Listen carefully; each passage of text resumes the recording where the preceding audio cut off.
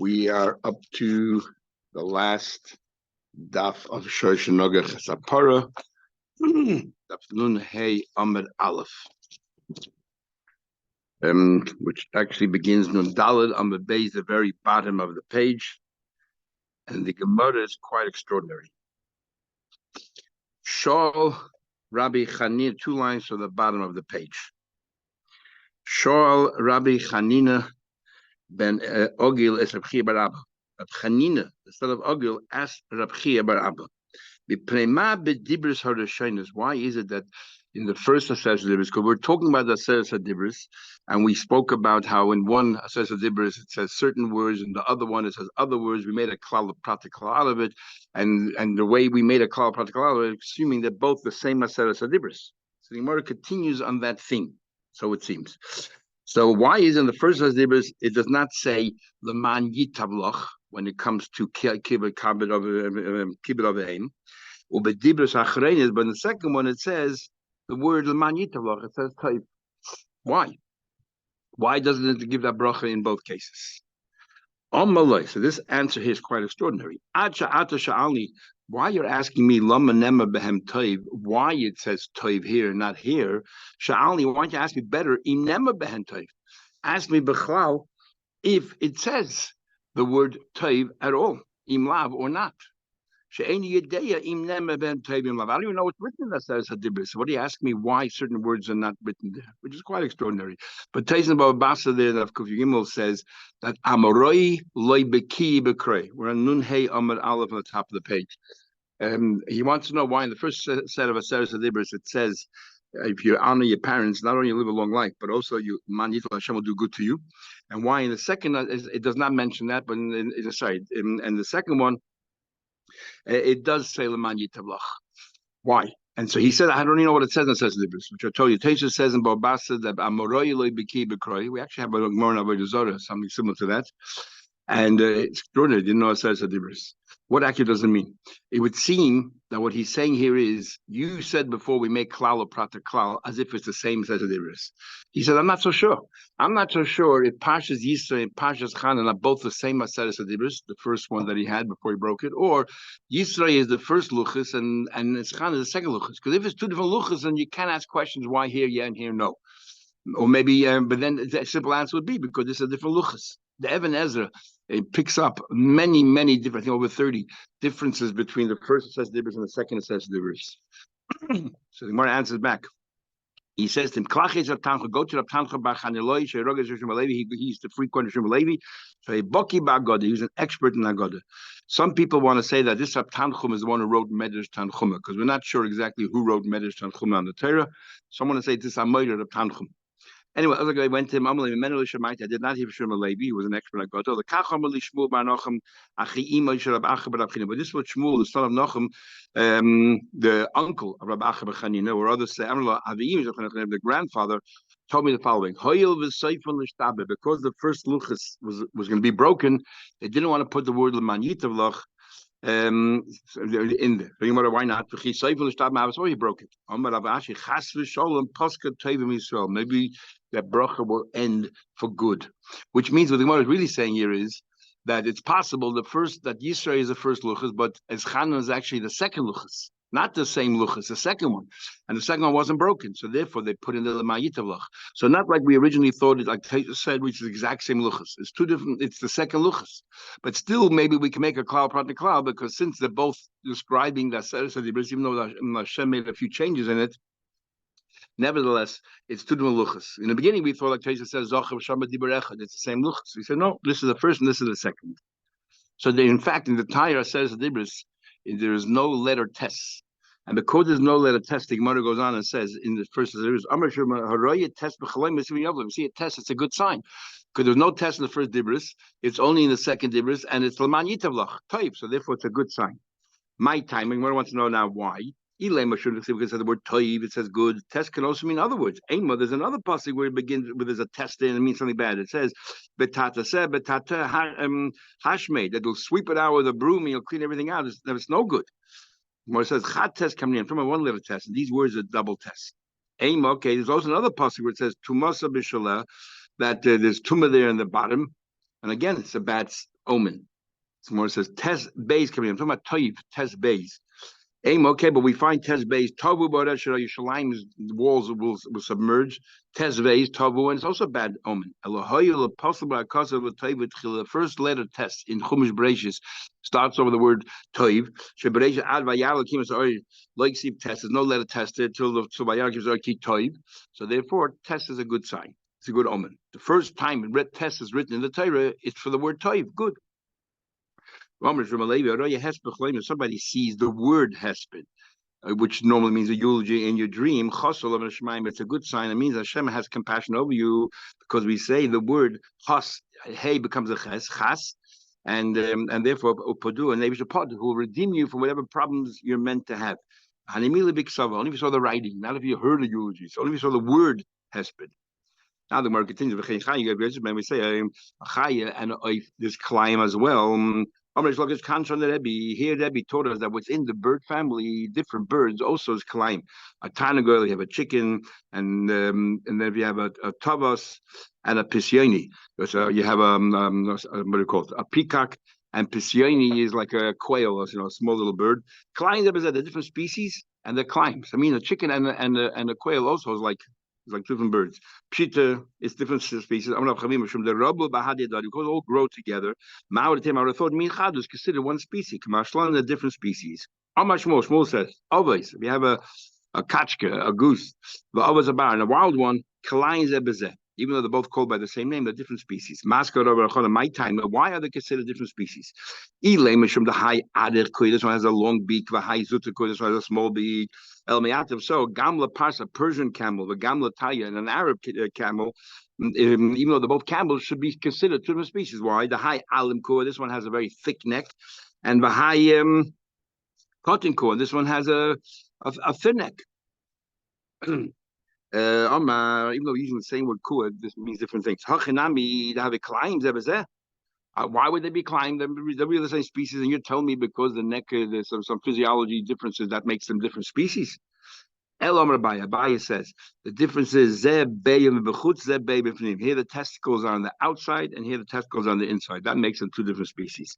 Papa says here the female can only have one egg at a time fertilized. And the other species, the other one, can have a number of eggs fertilized at the same time, which means that they operate very differently, different species altogether. The way they procreate, that tells us the different species. I'm going to be now we're going to the fish. Two different species of fish. Also, if you mate them together, you'll get malchus. In other words, it's a sin. My time of why. Just like it says on dry land, it says mineu, each species to their own.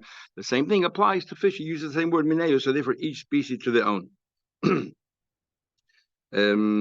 it says a very interesting question, which we did mention yesterday, and we said that it's in Chulun. It's actually here. And in Sanhedrin, so you're using a fish and you're using a goat on land and a fish in the water to draw together a wagon. Is it considered climb? They're working together or not? And Rashi says that this particular fish, it floats to the surface. It says in the Radak, I didn't say it by bringing it down here, but the Radak says in Tanakh that Shibuta, the Gemara says that Rava used to sold Shibuta for Shabbos. He said, what kind of name is Shibuta? He said, Shibuta is from Shabbos.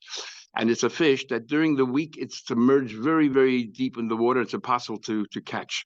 But on Shabbos, it surfaces. And therefore, it's caught on Shabbos. And this fish brings out which day of the week is Shabbos. That's why it's called Shibuta. And therefore, this fish, it floats, and as Rashi says, it floats in the surface of the water. So somehow or another, you tied a rope to this fish, and you tied a rope. Some say shibuta is like a goat in the water, but you tied a rope to this fish, and you tied what do you call it? To a goat, and they dragging away together. Is that climbing or not? Of course, they cannot.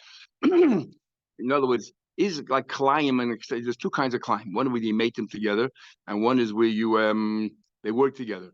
Do we say that the prohibition of working together is a direct corollary, extension of mating together? You're not allowed to mate together, and work together is almost like mating together. But since a fish a fish in the water and an animal on dry land can never mate together. So therefore, even working together is not an extension of that, and it's permitted. Or we say no, it's two distinct things. Where mating is one thing and working is another thing, and we don't care that it's not like two disparate averas, and therefore it is an avera. That's the question. Maybe the shibuta cannot go on land. Like Klumov didn't do anything. I deal with perhaps Hashtamina commanding. The fact is, who cares about whether they can ever mate? The fact is that they're working together. That's the Averis. It's not an extension of mating. Let's say you have wheat and barley in your hand, which is klymos. You're not allowed to put them seeds together, but that's awesome. Torah only in Israel. What happened? You planted the wheat in Israel, and the barley in Chutzlaritz. Hochinami the mechayev, you're going to say there's a possibility it should be chayev because even you're going to tell me even though in Yisrael they didn't join together, but you're going to tell me it's a different avera planting together and sort of join together even though one is in Yisrael is considered asa because you're going through the motions of planting goes even further. Maybe the motions of planting is asa. He said, what are you comparing? There it's important where the region where it's being done. That's where the chiyuv is. The chiyuv is in Yisrael. Is no chiyuv. So if you put one Yisrael, nothing happens. You're not allowed to do climbing on the land. You're not allowed to do climbing in the water. And therefore, could be that, and since both of them, there's a makam isa, and that is why it's asa. So we have no proof one way or another whether working together is extension of mating, and if it is, then fish and a goat would not be usher, or it's a separate thing altogether. And it remains the question. That concludes the fifth parak. Now we're up to the sixth parak, which is kindness. And in many yeshivas, this is the first parak that a child will learn in yeshiva, or one of the first parakim a child will learn. So till now we talked about Keren, we talked about Boyer. Now we're going to move on to Shen V'Regel. Hakoinis sowing ladir. If somebody gathers together sheep into his into his pen, or in his barn, but the door properly, which if you learn before means a normal wind won't break it down. The yotz of Ezekiel, but it went out on its own and caused damage. Potter. Remember, we had a big argument. Rabbi Yehuda. Meir says that for a muad you need full of a regular shmir is not good enough. You need a gate that can withstand hurricanes. So perhaps this is not Rameir. And Rabbi Yehuda is the one that said that a muad, a regular shmir is good. It's a tam that a regular is not good. And if we're talking about Shem V'Regel, well, it's a muad. And so therefore, according to Rabbi Yehuda, a normal fence is good enough. And therefore, if it breaks through, you're potter. The Gemara will discuss that. Lo yino b'fnei, if you didn't close it properly, the yatzis went on damage. Of course, you're liable. Nifritza b'layla, but it broke at night. Oishe portu, at least it's not your fault. The robbers came in and broke it down. The yatzis when it caused damage, potter, you are potter. Now, why does it have to mention that? So tell you the chiddush is talking about here that at night, and even though you knew that the fence broke down, it's not you don't have to go at night and fix up the fence. It's like an accident. Even though you knew about it, you still consider it's not your fault and you are exempt. That's the chiddush in Mishnah here. What happens if you listim robbers took the animals out of your barn? Then listim chayav, you're exempt, but the listim they did it physically. They did it. If Portsua listim, they just broke the wall down and then animals went out, so they were they caused damage. But if they actually physically took the animals out, then they are responsible. What about the owner? He placed them in the sun and made the animals very agitated and caused them to go and do whatever they did. You gave it to children which are responsible, or to cheresh and shayt. Of course, damage and chayv. Then you are chayv. The damage meaning you could have eaten the crop, whatever it is. You're responsible because it's as if you proactively made them do this. Mashallah, gave him over to a shepherd. If you gave him over to the shepherd, the shepherd takes your place, and now the shepherd is responsible for them. Even though we learned that already before, the chiddush here, as the Gemara will tell us the next few days, is where the shepherd passed on to another shepherd. The second shepherd is responsible over the first. We'll see later. Nafal again, if the animal, let's say, fell from the roof of your house into a garden, venenis, and was cushioned by the fall because it fell on the grass there, and it had the pleasure. So it caused damage to the garden next door. Mishalemis, what do you pay? Not for the actual damage, but mashanenis. What would that be worth if you would have put, cheap barley there to protect him? And that's what you pay. What about Yorda Kedar? The animal deliberately went into next door and ate from their crop. Vizika Mishalemis, you pay. Mashazika. Kates Mishalemis, how do you pay? But you had it before. You don't pay, let's say, you ate up one row. You don't assess this one row independently. What you do is you look at the field and you say, well, this larger field, what would be worth with that row, and what would it be worth without that row, which is actually far less, and that's what you pay. We had that in Gemara before. Keza Mishalemis, how do you pay Mashizika what you damage? Shamin Beisor, but Isa saw the Kama Yafa, Kama Yafa. You take a certain measure of the field, we'll see the more later, 60 60 times, whatever the multiple 60, whatever damage you did, you take a larger tract of field and you say, what would be worth minus what the animal ate, and with if it would have been there, and that's what you pay. Rav Shimon says that's a normal way of doing it when you have fruit with or grain which are not fully ripe. But achla paid is gemud. If you ate fruits that are fully ripe, which means it's about to be harvested, it's no longer considered part of the land. Then you look in isolation what the damage was done, and that's what you pay. Whatever you ate, that's what you pay. Let's focus on this. If you had a normal fence, you're exempt. Well, first of all, what does it mean a normal fence? It's a normal door that can withstand normal winds. That's normal. That's called a shmira pchusa, but that's normal shmira. If it cannot withstand hurricanes, then that's not a proper shmira. Who is the author of our Mishnah that muad, when it comes to a muad, the sagile b'shmir b'chusa, that a lesser shmir, an average shmir is good enough. It's not Rav Meir. Rav Meir said a shmir b'chusa, you're responsible. It has to be mamish, a wall that can withstand hurricanes. And our Mishnah says an ordinary fence is good enough. And we're talking about a muad over here because shen v'regel, you're a muad straight away. Must be Rabbi Yehudi. The author of our Mishnah, Rabbi Yehudi. Man, you'll learn. If he tied him up with reins, then all of one could when he used a normal door, the Yotzi went out damaged. The Meir holds that then you're responsible because you need to have a gate, a door that can withstand hurricanes. Now the Yehuda says Tam Chayiv Mu Part. Yehuda says the Tam is Chayiv and the Mu is part. Remember it says the Lo Yishmeden Bailov, that it says if Lo Yishmeden Bailov, that if the owner didn't guard it, remember we had a miyat achamiyat by a muad, the rabbis to include that a muad doesn't need an excellent shmir, even an ordinary shmir is good enough. The shomer who says it's guarded, and then we had the Gemara before one opinion Yaakov that if it was a tam, and then it became a muad, for half of it you pay like a tam, and for half of it you pay like a muad. But here by Shem V'Regel you're a muad from the beginning. Rabbi Lezer says English shmir al-sakal. There is no even a fence that can withstand hurricanes. There's no excuse. You're responsible. You have to kill it. And that's the only way. The Gemara says no proof. There's a difference between Keren, where a mayor says that once it's a muad, you need to have the top shmira or a shemerego. By a keren, because it's a habitual gora, so you know that, and you have to be much more aware. We're holding totally responsible. But over here, the animal from the outset is a muad, so therefore it's not like vicious or anything else. It just this is how it behaves. And generally speaking, a normal fence would hold it back. By keren is an active gora, and you did it 3 times already. You're a wild animal. You need a much better. So I feel that shiny lego, shevelego, that toilet me to Mishnah. So Taylor said you don't need to absolute shmira. How do I know that? But I said about what I meant toilet me to Mishnah. 4 things that Taylor says. I'm going to reduce the shmira. Hey, boyer, a pit, h fire, shen, the lego. Boy, where do you find the Taylor reduce the amount of shmira? The chivit says somebody opens a bar, somebody dug it. The cover. We see that even for digging a bar, and a cover is good enough. Cover's not idea. Why don't we tell them to put back the sand? So it shows you that a lesser shmir is good enough. Hoki say potter. So we see a lesser shmir is good enough. H, where do you find by H? Shalom Yishalom Hamavis about it. When you're responsible, only if you deliberately went out and you made the fire. Adobe Ka'im Mav, until you went out proactively and made the fire. But if you, let's say, caused the fire, you're exempt. So we see Mav means that you made the fire happen. The slightest shmir to prevent it is good enough already. Shen teeth, it says, it says you went ahead, the animal went and roamed in another field and it caused destruction. And we'll see soon the ovid came to be that you went out there and you made it eat. But if you did anything to prevent it, that's good enough. Regel the chsiv, the same policy with shilach. It says the shilach is again, it says the bir and over there it says also the shilach. You had to go out and send it, but if you did anything to stop that, that's good enough.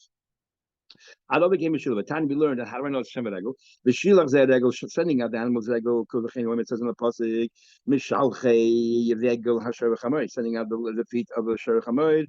That's it says the word mishalach. Ubi yezeshen haino bi shen. When it says kashi yivayit hagol, like the teeth consume add to until the very end because the teeth are exposed. It's like gol exposed gilu. So time of the ovid came should be when are you chai for shem regel? Only if you went out and you pushed it to go ahead and eat. But if you didn't go out and push it, you did anything just to try to hold back, Lloyd, it's already good enough. Omar Rabbi goes a step further. I'll prove it to you from the Mishnah that the author of our Mishnah is actually Rameir. That even Rameir would agree that a muad in this case by Shem Regel doesn't need the top level of shmir. It's only by Kedem and Goring. How do I know that? Till now, we always learn how, but always about an ox. Suddenly now we're talking about a sheep. Mechdi b'shoy in time, we're talking about till now shoy, but asi need the shoy. Let's use another example. Hakoin is the mission should have started off. Hakoin is shoy l'dir. I should tell you why I'm talking about sheep. La mishum, because that Torah miyat to b'shvirasan, because it says, and what does Tzayin do? Tzayin doesn't gore. The only thing Tzayin does is Shem V'Regel. So the mission now is changing from goring to Shem V'Regel, and it says the Torah therefore reduced the level of shmira. La mishum, the kan keren like sivabo Shem and Shem V'Regel the kasabe. By Tzayin, there's no keren. Obviously, it's only Shem V'Regel. Well, come on, Shemon, the Shem V'Regel the more than who.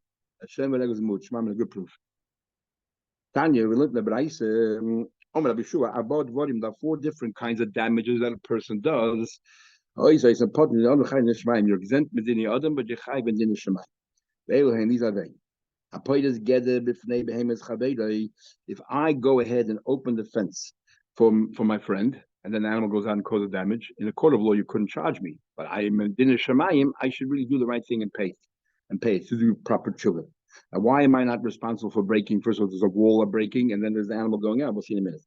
Like a fire coming, and I take your let's say your crop there, and I make it face the fire. It wasn't naturally facing the fire. I didn't, as Rashi said, I didn't light the fire, but I make it facing the fire, and the fire is coming, and I make sure that it gets burned. Again, in a court of law, I can't be responsible. I didn't light the fire, but I definitely caused it. So in the truth, we have to go to the Shemayim.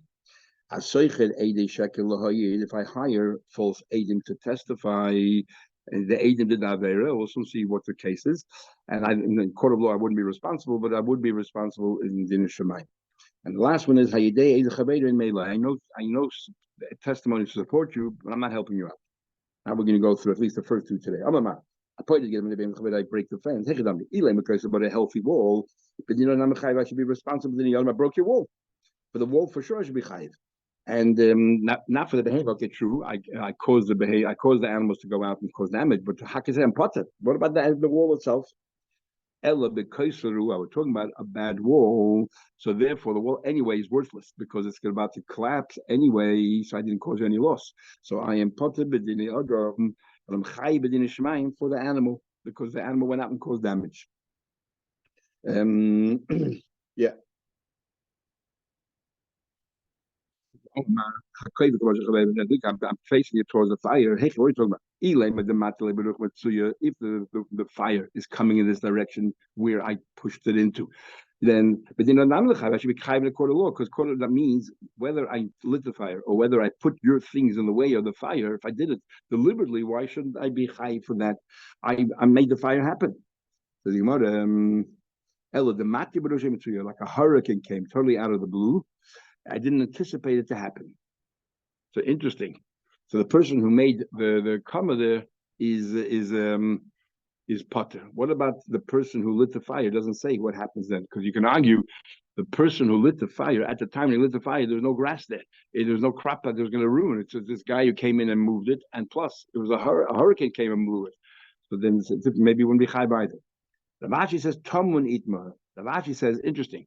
Ravashi says I saw the fire coming. And what I did was, I covered your crop with a shmata. What happened is, if the fire was coming in the direction, the person who made the fire obviously is responsible. But because I covered it, it's now tummun. So the person who lit the fire doesn't have to pay. So I caused the owner of the crop a loss because he's not going to get compensated for the loss of the crop because the person who lit the fire now is not responsible because it's only a tummun. And that's why in the court of law, I didn't do anything. What I do, I didn't light the fire. I didn't make anything happen. I just covered it. But in the court of the Abish's law in heaven, you are chayiv and you have to pay din shemayim, which is interesting because I'm causing this person a loss. The person who lit the fire maybe doesn't have to. It's interesting. The person who lit the fire doesn't have to pay. But if we learned in the Mukhi Yosef that when you light a fire, everything happened the moment you lit the fire. At the moment he lit the fire, that wasn't tamun, and it would have destroyed. It would have had to pay. When the fire actually hit it, it was tamun. And yet the Gemara clearly says that the person who lit the fire will be potter, which sounds like you don't look at it at the time when you lit it, you look at it when it actually happens, which is like what Toisa said, that is that maybe there's a big difference between what do you call it? throwing an arrow or throwing down the keli. Here you see you're throwing an arrow, you're lighting a fire like throwing an arrow, and we don't say it's as if you already made the damage happen, because then he would be chayiv. Just because you covered later is too bad. I already chayiv. But we say no, he'd be potter. Clear proof to Taisus that throwing an arrow is not as if it all happened the moment you threw it. It only happens when it happens. Not like the Mukha Yeshu says that as soon as you throw it, it all happened at that moment. Interesting. I don't know why nobody picked it up, but it seems quite clear. Okay.